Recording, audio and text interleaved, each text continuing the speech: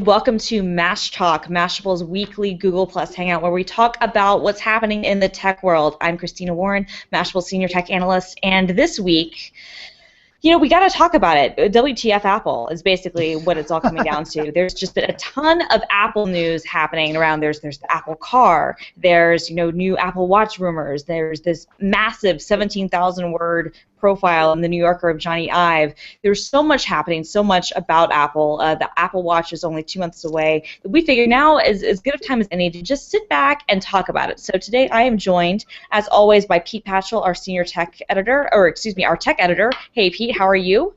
Good, how are you? Very good. I'm also joined by Lance Ulanoff, who's our chief correspondent, and someone I'm going to debate against the Apple Car with a bit later. How are you, Lance? I'm good. Jolly. Good. Jolly. And well, speaking of jolly, we are joined by our favorite Brit, Chris Taylor, who is the deputy editor of Mashable, runs our San Francisco bureau, and he's drinking butter coffee right now and ready to do his best Johnny Ive impression for us. Yes, I could do a Johnny Ive impression, I suppose. Actually, you should. We should start with that. Just start. Tell us about the coffee and tell us how it tastes. So important. Who were you hanging out with right before you were having the coffee? That would be a very good moment. Yes, exactly. Right. Was it Bono? Was it Stephen Fry? Was it Chris Martin? Chris Martin. I have to tell my favorite Johnny Ive story, which is I interviewed him once back in the early 2000s before Apple stopped giving him out for interviews to all but the New Yorker. Oh no, we're never. Oh no! That was a great story. We lost him. No. Oh. Well, I'll take over from here. So it was Johnny and I, and we were having butter coffee, of course. Yes, and of course. It was delicious. Stephen Fry walked into the room, and we talked about cars, of course. Of course. The thing about coffee, it has to be effortless in an attempt to stimulate. Well, I guess we can continue. He'll come back, right, Christina? Yeah, he'll hear you back. Woohoo! Fantastic. All right. Thanks, Google. Story. Yes, he managed to give a 45-minute interview without once using the word I. And that was for me, Johnny Ive in a nutshell. I would imagine he used the royal we. He did use an awful lot of we. And my other Johnny Ive story is seeing him, for England. Every time England gets kicked out of the World Cup, we tend to gather in the same pub in San Francisco. So there we go. Nice. Limits of my Johnny Ive. Little known. Next time you're there, you should ask him if he's having his chauffeur drive his Bentley or his Apple car. But Oh, the poor guy with the chauffeur-driven car. It's not like he doesn't deserve it, but anyway. No, it is not like he doesn't deserve it at all. But he wants to. Absolutely. He wants to drive. He can't drive. We're going to talk more about this. We're going to talk more about why Johnny Ive can't drive in a few minutes. But first, let's go ahead and get into the topic of if you guys can't tell, it's Friday. It's cold in New York. We've got butter coffee in San Francisco. It's cold in New York. It is ass cold in New York. It is ass cold in New York, and so as a result, we are all a little bit loopy. But frankly, that's going to make a good show. But let's go ahead and just get right into this. The Apple Car, is this thing ever going to happen? And if not, what is this research for? So, Pete, I'm going to throw it to you because then Lance and I are going to debate the hell out of this thing. But I'm going to throw it to you. So I want you to start us off and just tell us, give us the lowdown of the rumors that we've been hearing basically for the last week about the Apple Car. Hit us. God, I can't remember how they began it now. There was a report. You right? There was a report, but what are we hearing? What we're hearing is a lot of discussion about Apple being very, very serious about its efforts in the automotive industry now. So we all knew about CarPlay, and that's public, and that's rolling out slowly.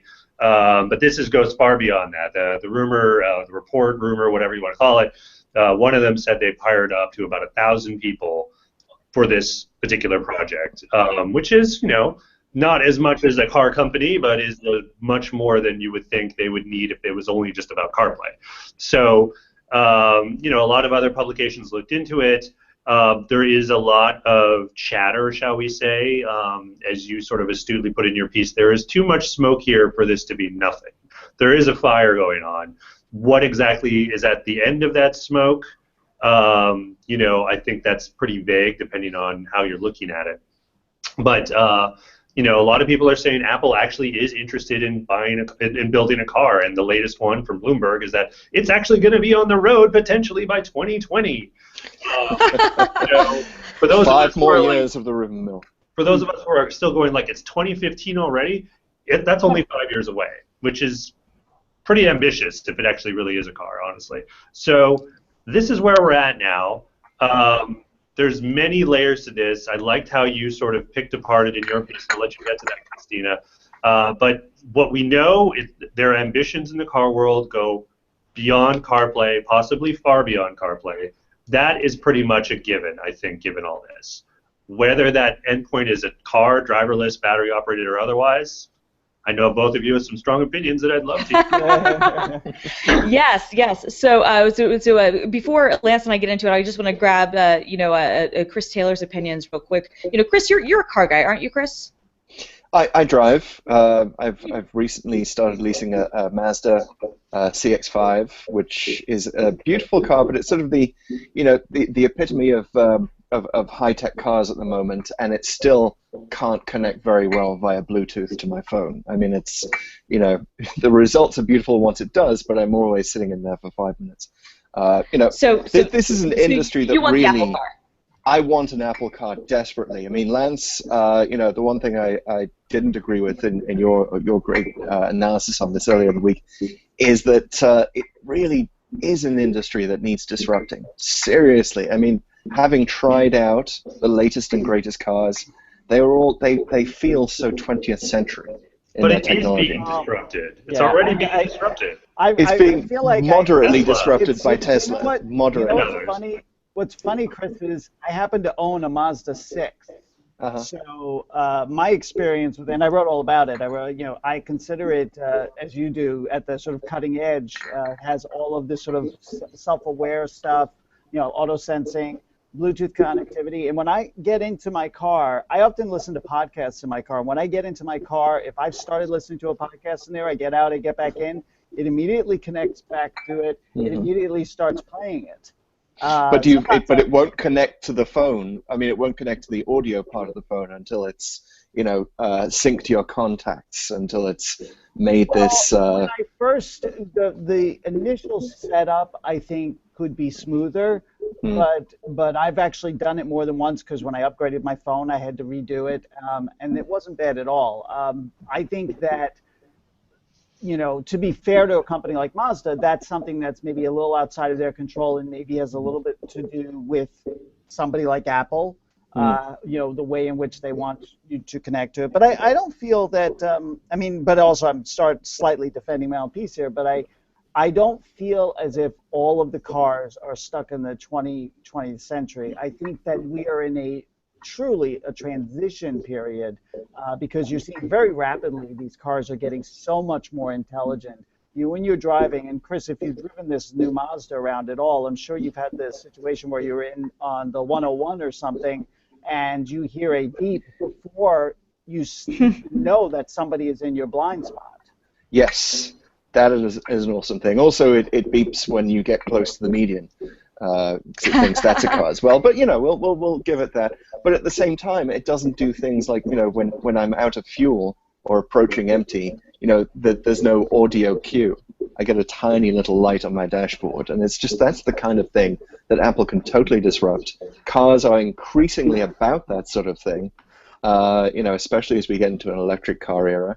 And I think it's a perfect time for someone like Apple to come along and disrupt it and make a huge bet with their huge wad of cash. So, it may not have been a Steve Jobs-esque thing to do, but I agree with this isn't Jobs' company anymore. This is true. What you're saying, but there's something very French cinema about what's happening with our Hangout right now, where Pete's face keeps flashing, keeps popping up. No, I know. I'm trying to control us manually so that we don't. So weird. No, it's like he's making a nonverbal statement about everything that Chris says. Chris, you're so wrong. Brit. No, I mean, I actually kind of agree with what you say. It's just, I think Apple doesn't have to build a car to do that. They only have to get slightly deeper into the car. And, as Christina, I'm sure you were going to point out, but in your piece, they already have CarPlay.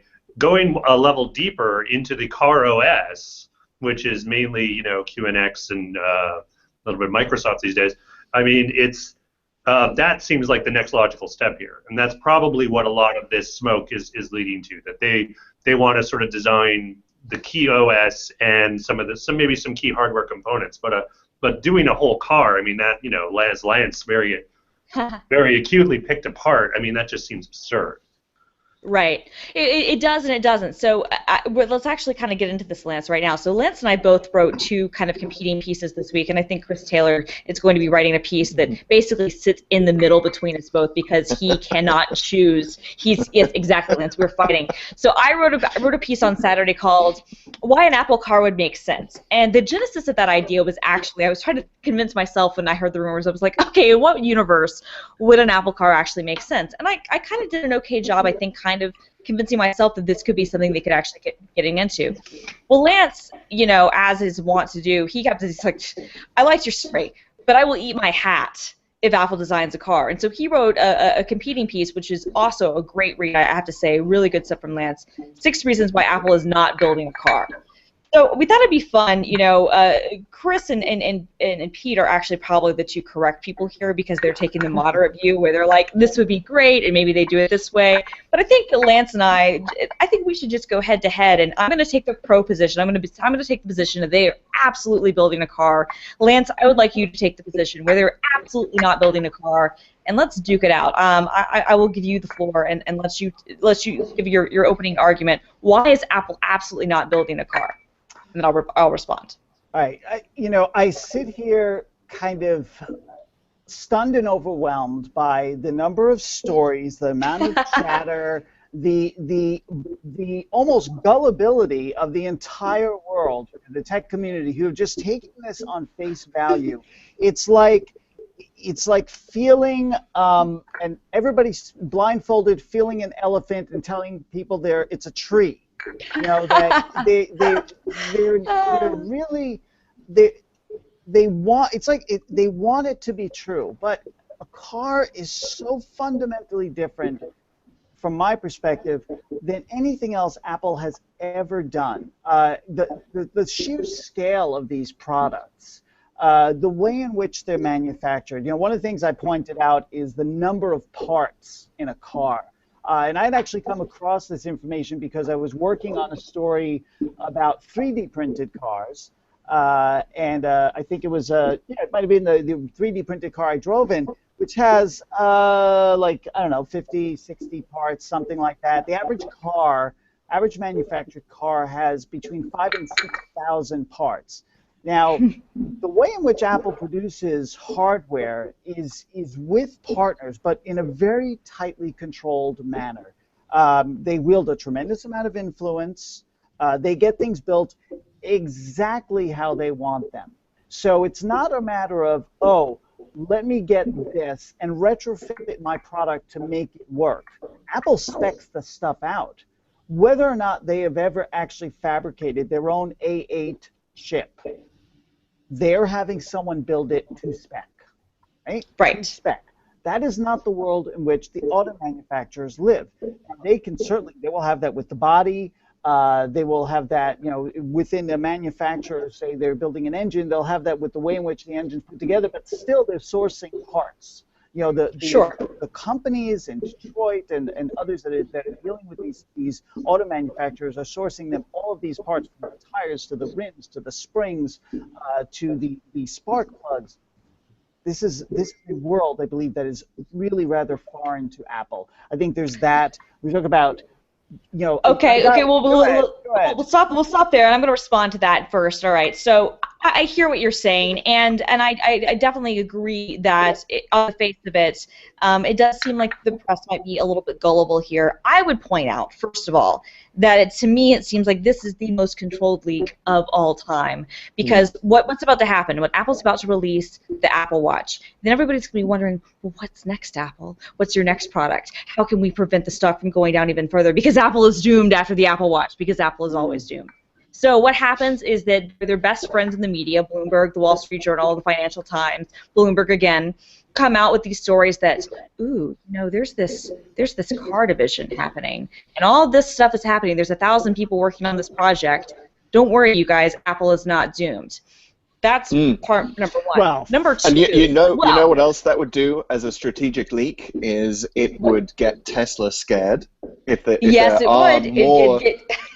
are more behind-the-scenes negotiations, as we know there already have been about Apple buying Tesla, then this would definitely strike fear into the heart of Elon Musk. Yes, it would. Well, Or if you're working at Tesla. That idea, but I like that idea. I like the idea of this being nothing more than a bargaining chip. Than a bargaining chip. Okay. All right. Is they want to buy Tesla, or they're thinking a lot about it, and they want to see if they can use this lever to bring down the price to basically get Elon Musk to think he's not all that, and that his whole part of his business could be wiped out in a heartbeat. And it could be. I actually don't think that's happening. Maybe it does. No, I don't either. But it's a fun theory. But the one thing I would say about the manufacturing aspect, because I think you bring up some good points there. You're right. Making cars and making phones are very different. And what Apple does, which frankly is unique to the industry, is they do design their own AA chip. Obviously Samsung fabs it, but Apple designs it. They take some off-the-shelf components and they customize them for their own liking. That said, I think it's important, especially when we look at a 5-year timeline. Who knows how accurate that is? That if you look at the original iPhone, it was designed in 2 years, and the original iPhone actually did use off-the-shelf parts. It was custom in terms of some of the things Apple did on the software side, but the hardware, it was a standard ARM. I think it was then at the time like ARM 6 processor. It was a standard integrated GPU, standard flash memory, standard RAM. It was standard camera components. They took off-the-shelf parts, and they basically did that because they didn't have the time, or at that state of mind, they bought a PA Semi, kind of the the built-in expertise to do it all in-house. Maybe not the cloud that they have. Right, now. exactly. Maybe not the cloud. But by the time the iPhone 3GS came out, by the time the iPhone 4 came out, almost everything Apple does is customized in some way. That said, Apple is so good at what they do because they do control the supply chain. They do customize parts to their own liking, but it's not as if they're making everything individually. They are customizing certain things, but the flash memory chips are the same that you get from anywhere else. The camera components are oftentimes Sony stuff. They might say Sony tweak this a little bit, but they're doing those things. So I think your argument is a good one, but I would point out, what Steve Ballmer and people like that said about Apple. PC guys aren't just going to walk in here and figure out the phone industry. They're not just going to figure it out, and that's what everybody said about mobile phones, and Apple did.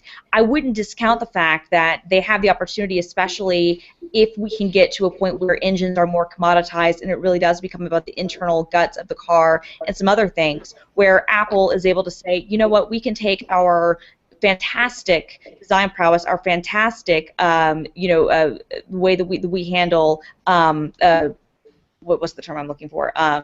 Supply chain stuff, and we can use our vast manufacturing strengths and apply that to another component. I'm not saying that it would happen overnight, but I do think that there's an argument to be made that they could absolutely force Detroit to acquiesce to them the same way they forced Asia to acquiesce to them. So what if they do? Because I could see that. I could see Apple speccing to the nth degree, the dashboard, all the electronic components within the car, and then kind of saying, with the exception of the body, which Johnny Ive will build by hand.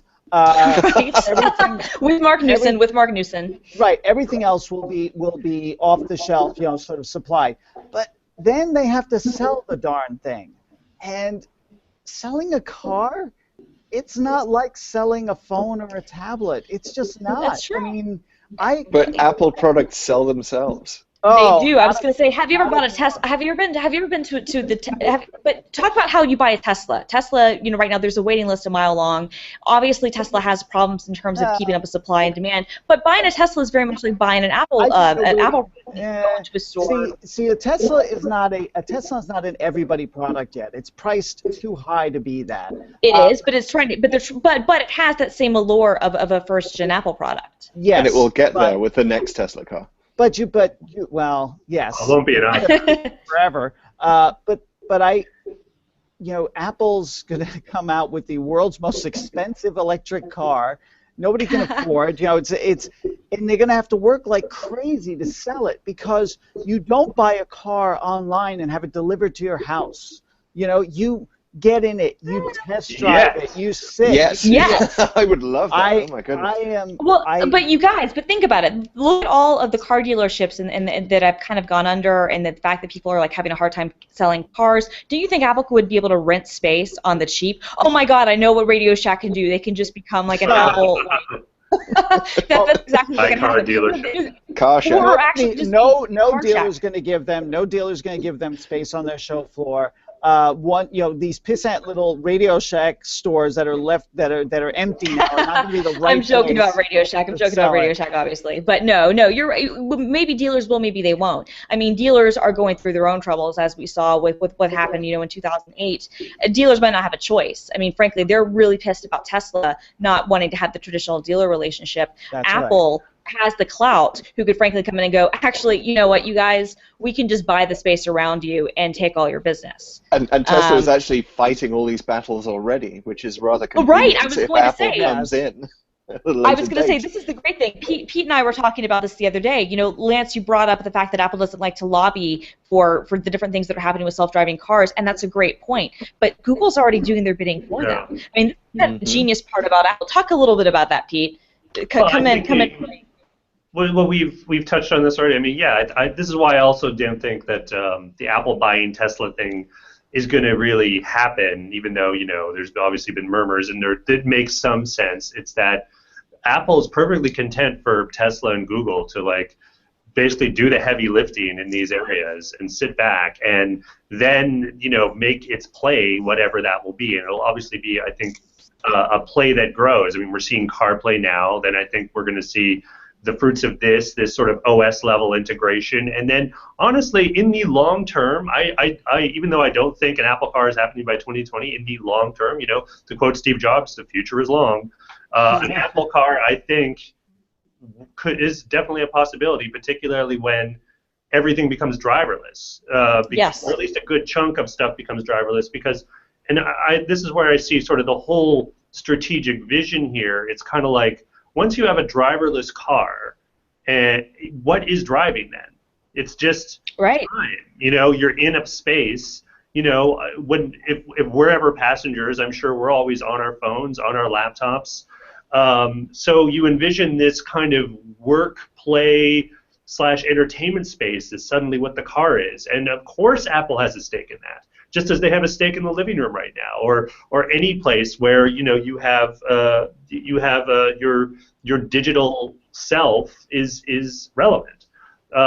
So yeah, when that comes, I'm sure there's going to be Apple cars, Google cars, Microsoft cars. But I think that's one of the other reasons that this could be problematic for Apple, certainly in the short term, and even for a considerable amount of the long term, is that there is the lack of conformity. You have the driverless car situation, autonomous driving. It's a state-by-state thing, regulated state by state. There's only a handful of states that are allowing it, that are licensing these cars. The others are moving very slowly or not at all.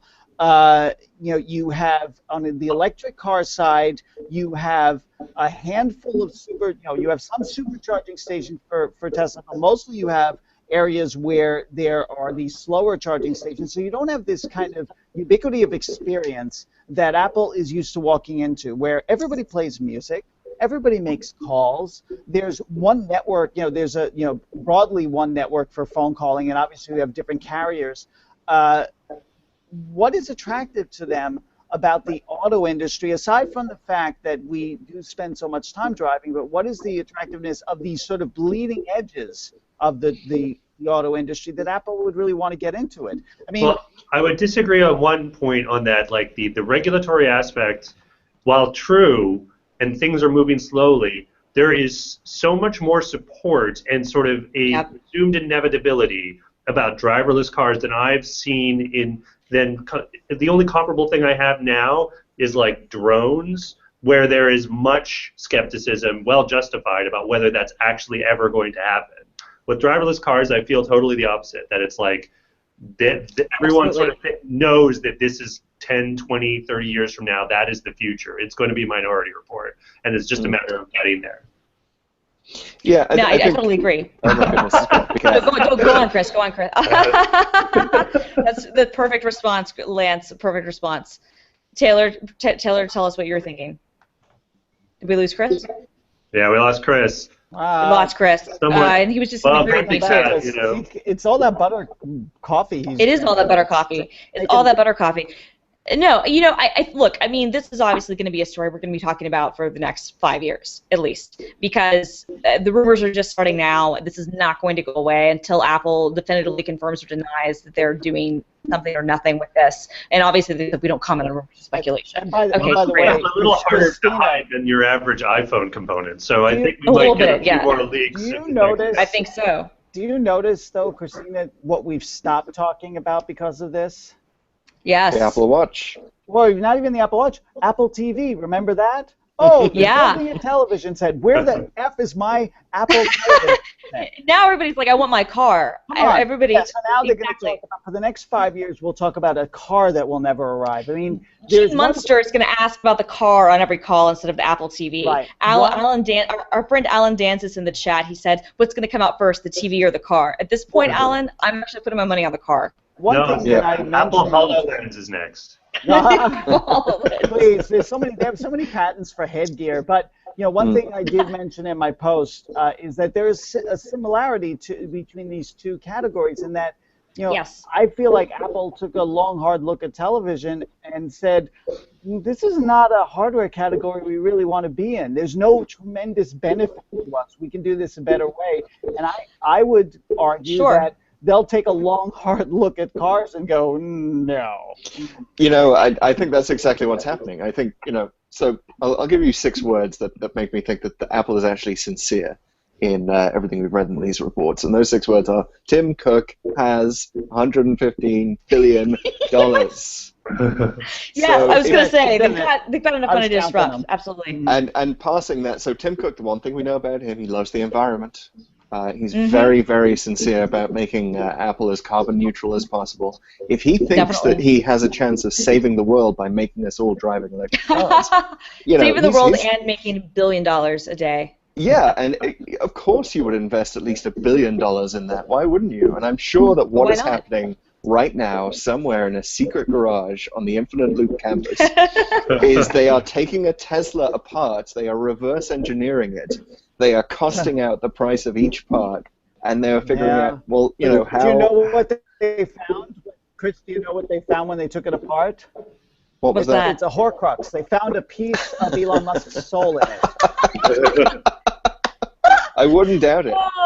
I wouldn't doubt it. Apple likes to be second at these things. They love to be second. Oh my goodness, do they ever? And if they could be second in the Tesla space, if they decide that it's cost effective for them to do exactly what Tesla is doing, they would reap the rewards from the pioneer. They would. And not only that, but here's the great thing too. Every Tesla owner I know, and I only know a couple because because there only are.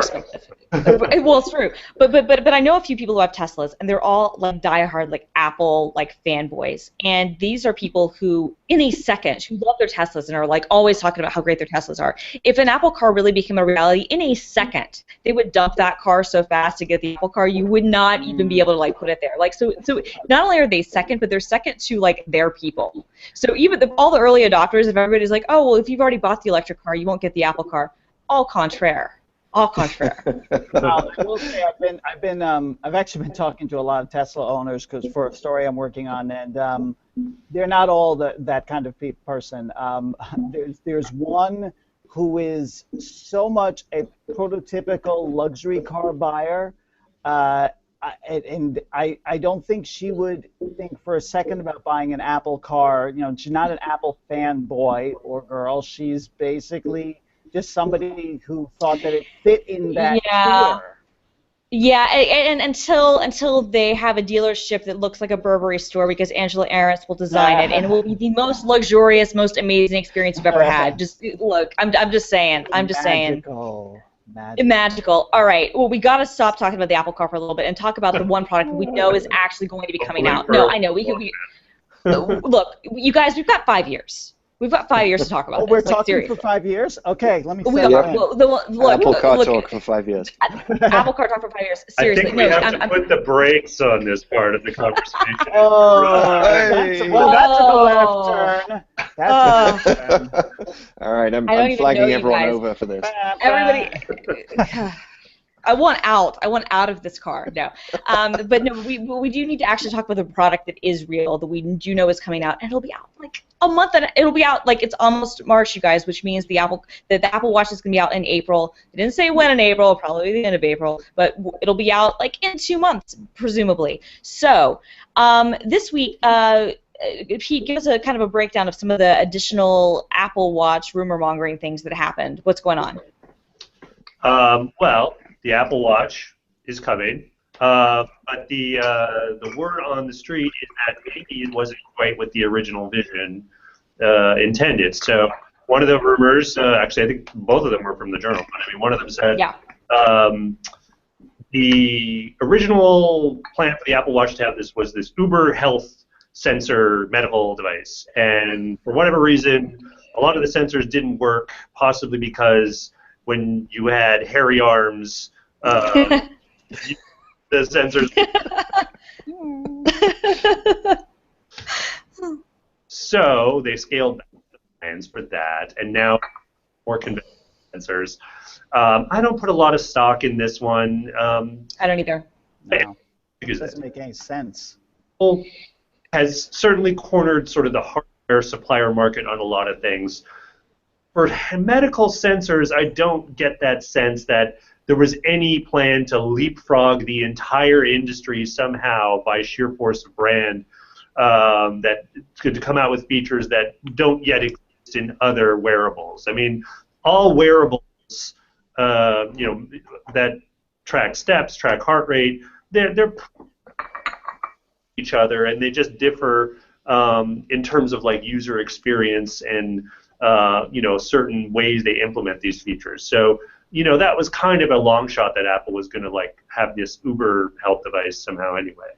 And yeah, I agree with that. No, I mean, what I was going to say is that it also seems to me like like Chris said, Apple likes to be second to things, and it seems like maybe originally 2 years ago on the planning things, they said, oh, it would be cool if we did these things, and then they went into it like, yeah, actually, that's really not something we want to get into right now. Maybe it affects battery poorly. Sorry, go on. what? Go ahead. Oh, someone just told me my audio is cutting in and out. How's it sounding? Yeah, I think that was You're sounding good now. a butter coffee cup movement. Yeah. But the other rumor was very straightforward. It was just that they were going to buy 1 million of these things, and that's what they, I guess, intend to sell. That would be a lot compared to what smartwatches have sold before. The Pebble, I believe, just got to 1 million. And It's got 2 million, yeah. the entire Android Wear market, I believe, is less than 1 million. It's about 800,000. Yeah, I mean, look, Pete, Apple is, the reason we keep saying Apple comes in second, which always makes it sound like a bad thing, but it comes in second. No, it's not. I actually think it's a great. Because when they come in figure out second, what everybody else missed. Yeah. Right. So we've seen that certainly in music players. Seen that to a lesser degree on phones. In that it was a pretty good market beforehand, but they just kind of steered the whole market in a new direction. But and I don't believe that number either. But if Apple did a run of 2 million, that would still be an indication that they think there's going to be a really strong demand because they are delivering something that is fundamentally different or better, or defines the category, finally defines the category in a way that people think it should be defined. I guess that is altogether possible. On the sensor side, I think that's just one of those, spinning wheels rumors that people like to throw out, like as if we don't have heart rate sensors on virtually everything that all just work. They're fine. Are they useful? I don't know. We have motion sensors that all work really well. We have direction, compasses that all work really well. We've got pretty much gyroscopes, all of those things work. This watch will have a good number of those inside of it. The last reason that Apple would run into or do any design changes is for sensor technology.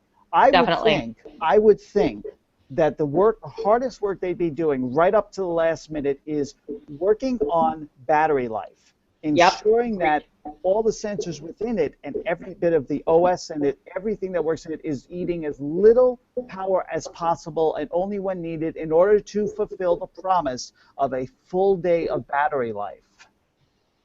Yeah. Agreed completely. With just more on the sensors thing and the health aspect, I agree. I think what this story is tapping on, which has actually very little to do with the watch, because Apple Health and the Apple Watch are two completely different things. And I think Apple has and came out with a very ambitious goal for Apple Health, what it conceived it. But I think the road to get there, in terms of having the Apple ecosystem be kind of the place that you're keeping all of this data, has one sort of an issue, does have a hardware issue in sort of getting all these sensors to do it, but I don't think they ever envisioned the Apple Watch to be the sensor. And the second one is sort of the regulatory healthcare side of things that, is all these companies are kind of towing the line before they're sort of becoming. So that's what I think that's about. That that the Apple Health vision is probably hitting some headwinds on this kind of stuff. Yeah. But it has very little to do with the watch. Yeah, I agree with that. And now one question I have for you guys, and I'll start with you, Chris. When we the sensor side aside for a second, the sensor stuff aside for a second, because I agree with Lance. I feel like this is almost a story that almost gets created because we're looking for stories out there, and it doesn't really feel like there's a lot of realness around it. It feels just kind of concocted just to be concocted. But the more interesting story to me is this leak of the alleged 5 million units that they're trying to sell that they're going to be making. Here's my question. I don't know if I believe that number. I think that seems ridiculously ambitious. But here's my bigger question.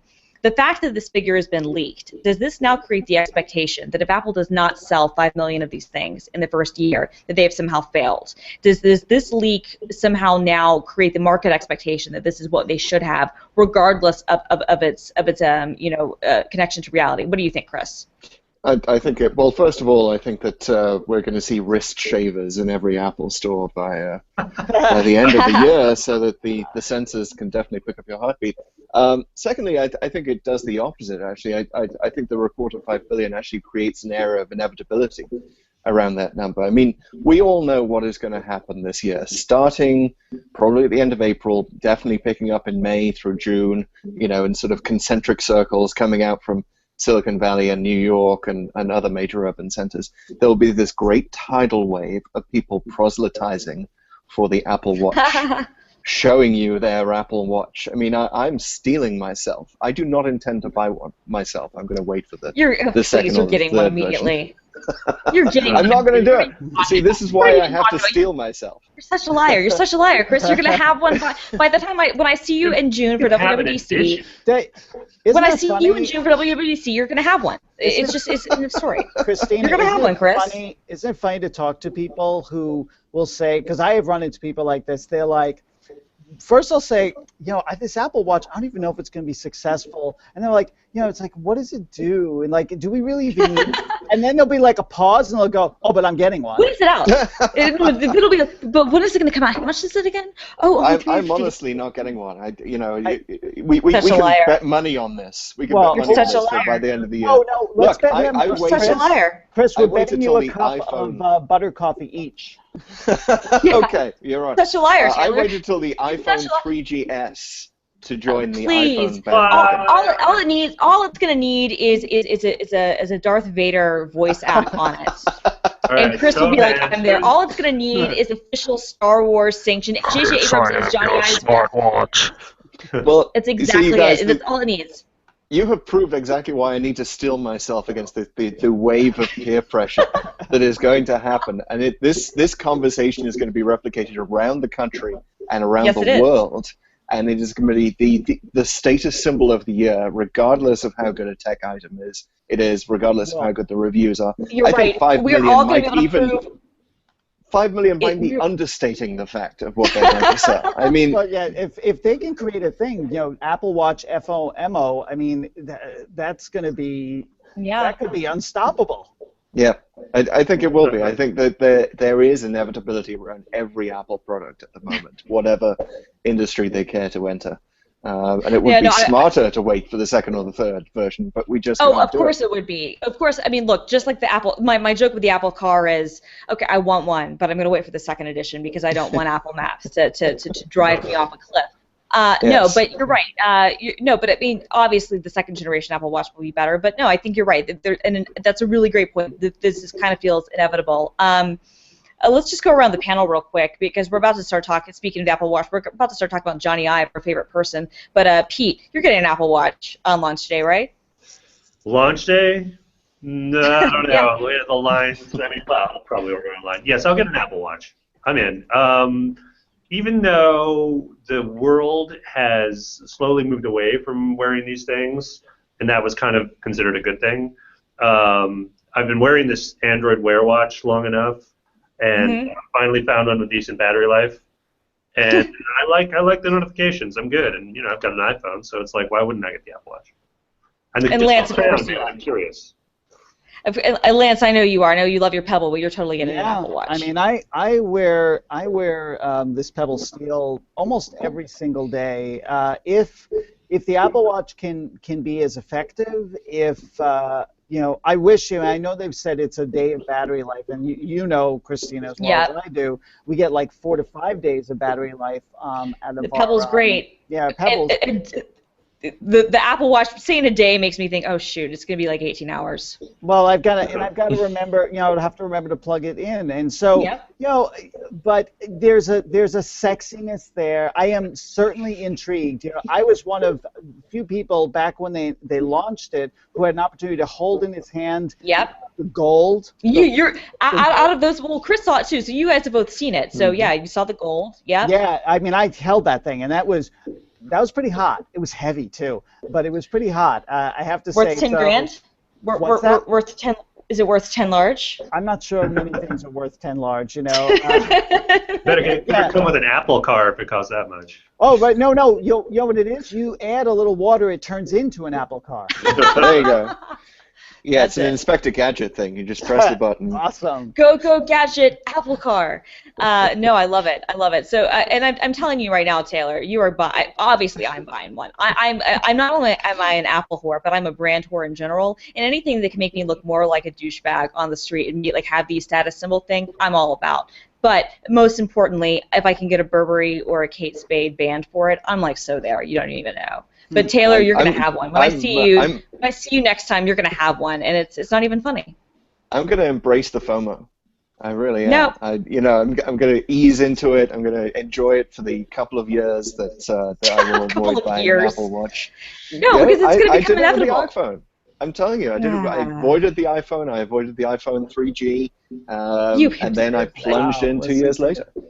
I'm very glad I did. So much self-control. But yeah, Chris, I don't have that. Chris, the Apple Watch is going to smell like butter coffee. And J.J. Abrams will be able to create a new lightsaber with Johnny Ive, an app where you can basically point your wrist at it and fight people. You guys see which Fitbit I'm wearing? It's the Flex. It's not the latest, fanciest. I didn't want the Fitbit Force, despite the fact that nobody wanted the Force. The Flex is the best one. The Flex is the best one. The Force was pulled from the market, and then the new one is ugly and bulky. Everybody loves the Flex. So you're you picked the good Fitbit. All I need on my wrist is this thing telling me exactly how many steps I've walked today, how close am I to my goal. I don't want to be Yeah, looking and at your my Apple wrist Watch all the can do time. that. On your wrist. You want it. And your Apple Watch No, will do no, that, and it will and it will sound like Darth Vader. You want it. You do. You don't even know it yet. He's exactly If a right. gold one were to drop into my Hangouts. lap, I wouldn't Hangouts pick on it my up. wrist. There you go. There you go. Show us again, Pete. Oh wow, Twitter! Look at this. Someone's coming. I got my Twitter See? notifications. I gotta start paying attention to this thing. He does. You're the watchman. All right. So now we're, you know what, we've been kind of dancing around this. Look, we all are excited about the Apple Watch. Taylor claims he's not going to get one. He's a liar. But other than that, we're all totally on board. And anybody who's claiming that otherwise, if you're a gearhead, you're at least considering it. You might pretend that you're not, but you're totally considering it. You're totally like, oh, I don't want one because it's too mainstream. Whatever. But speaking of the Apple Watch and design in general and whatnot, there was this insane 17,000-word profile of Johnny Ive in the New Yorker this week. Ian Parker wrote it. It's unreal. It's a really good look at him, the man, about how Apple's whole ecosystem works. And I gotta say, Lance, I gotta say, Pete, I gotta say, Chris, Katie Cotton is no longer in the building. No. But by the No way, kidding. Christina, it sounded like you said their whole ego system, which I Ecosystem. would be a funny flip. It actually would Very be. That Freudian. is pretty funny. Yeah, it's very Freudian. So let's talk about this profile a little bit. What did you guys think? I thought it was an incredible piece of journalism. There were some really interesting tidbits about it. I mean, the name dropping did get to be a bit much at a certain point. I was like, the third time I saw Chris Martin's name, I was like, dude, we get it. Coldplay is your bro. It's awesome. But I love that there's a Playmobil Johnny Ive around that's on his lock screen. That made me actually feel a kinship towards him. I felt like I know what's on his lock screen, and it's a little miniature him, which is cute. But what did you guys think? Do you feel like, Christina, you didn't, okay, I'll admit, number one, I am halfway through it. I've been busy, I don't finish all of it. But I'm still really reading it. I still don't feel like I quite know who Johnny Ive is. Like, You don't. That's the brilliant part. he is so careful. I'm kind of tired of people being so careful. I like sloppy people because they make for great interviews. This is why John Legere is our favorite CEO, right? Yeah, like, as a collective group, we love John Legere. I mean, I did, it's hard for me, and I'm sure any of us here, it's hard for me to read a story like that and not just feel anything but jealousy. It drives me a little bit insane. For Ive or for the journalist who got to talk to him? For the journalist who got to talk to him. He's Joseph Parker. I am not jealous of Johnny Ive. I'm jealous of the access that damn journalist got.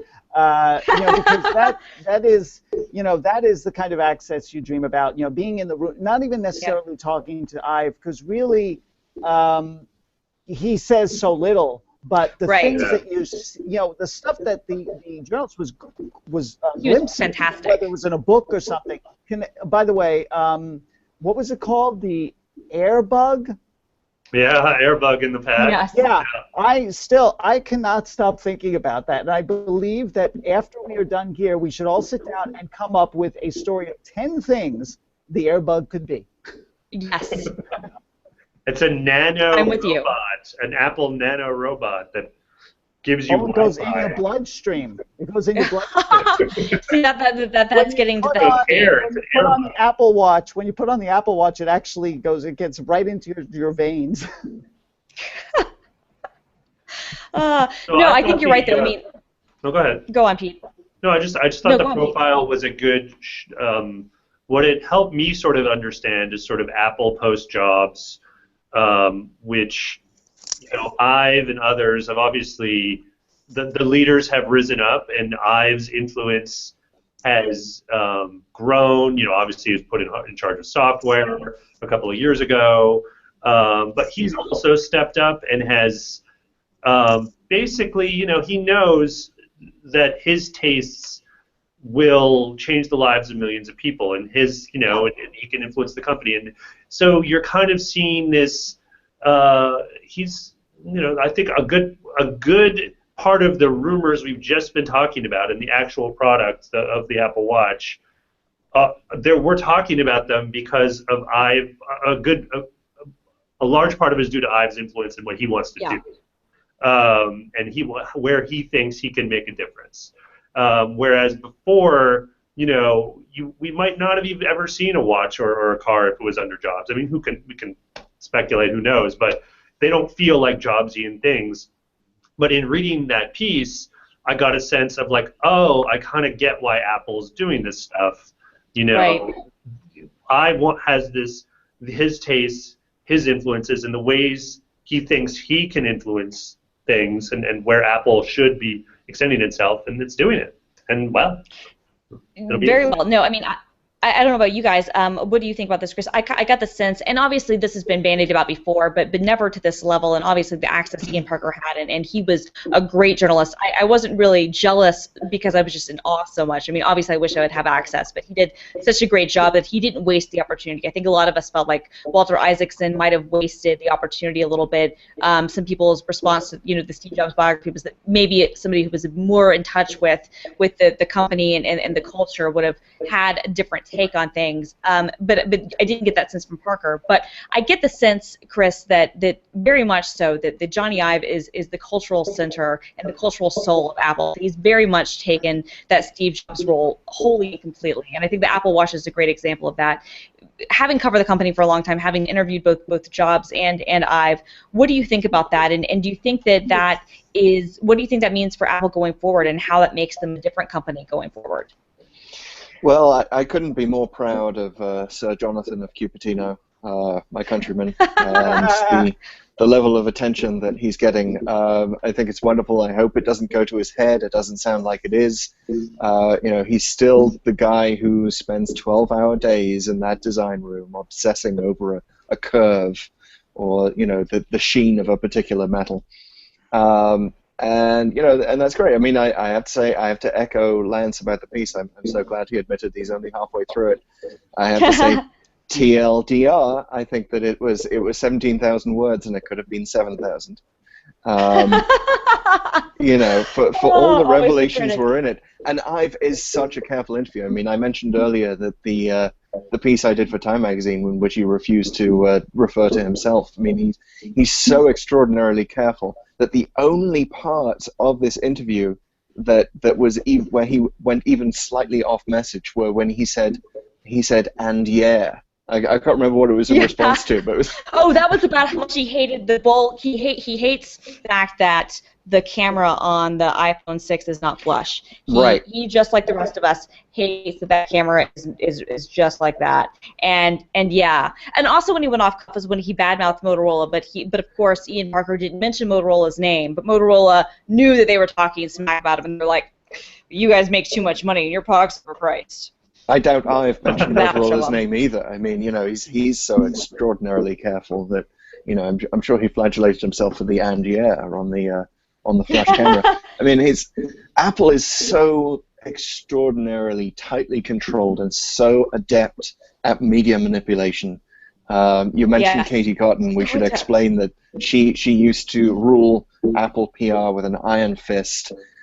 She has recently retired, and best of wishes to her. And Apple does seem to have opened up a little bit, but a 17,000-word article in the New Yorker, which I'm sure Apple insisted that it be over a certain word count.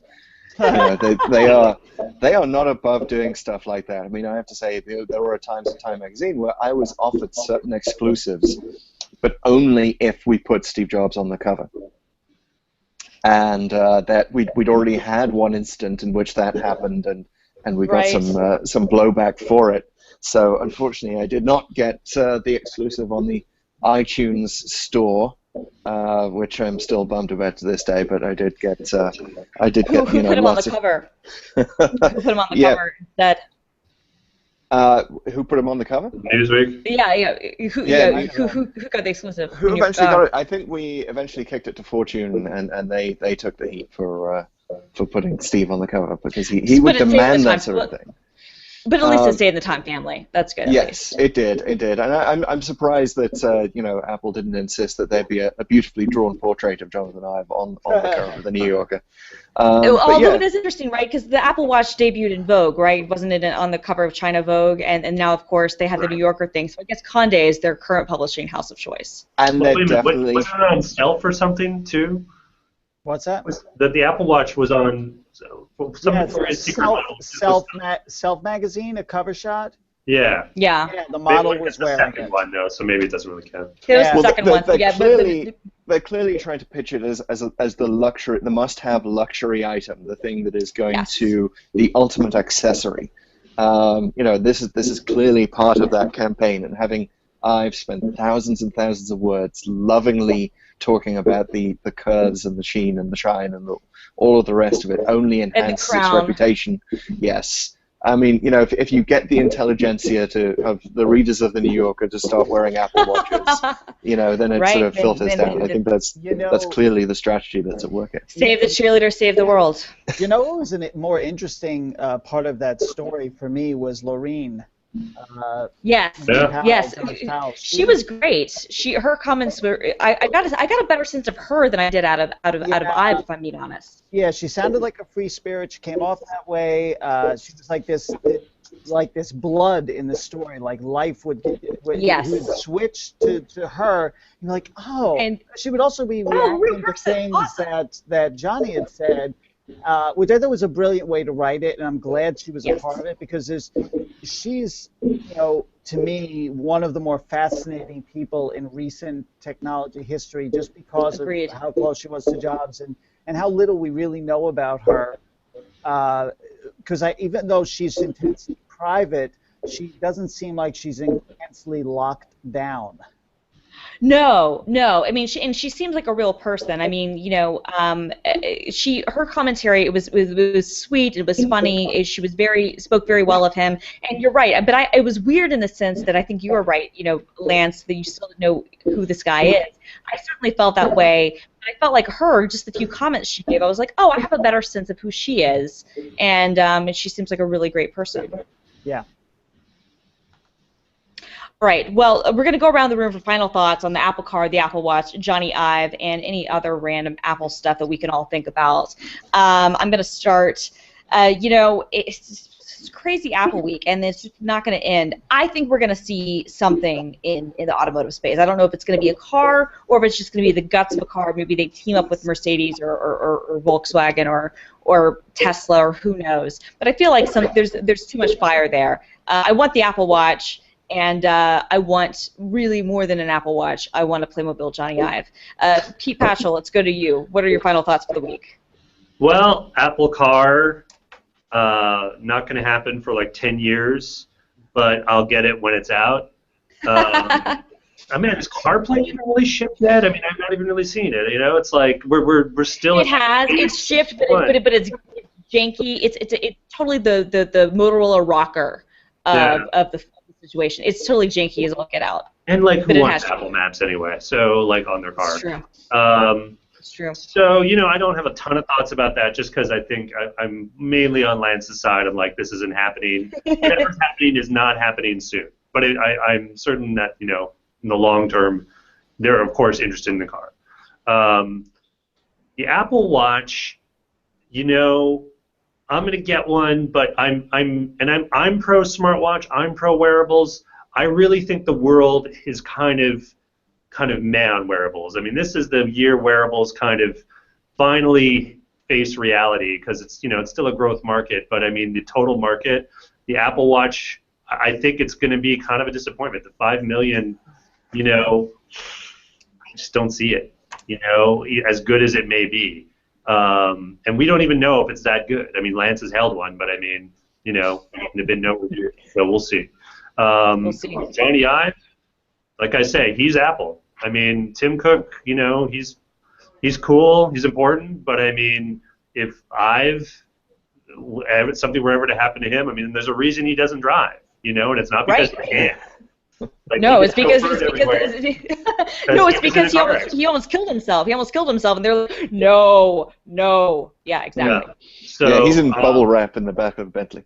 So I'm kind of like not taking it. I agree with you, Chris. I hope his importance doesn't go to his head in a bad sense, but I think it already has in a very good sense, in that he now has very much the confidence and the humility to lead that company.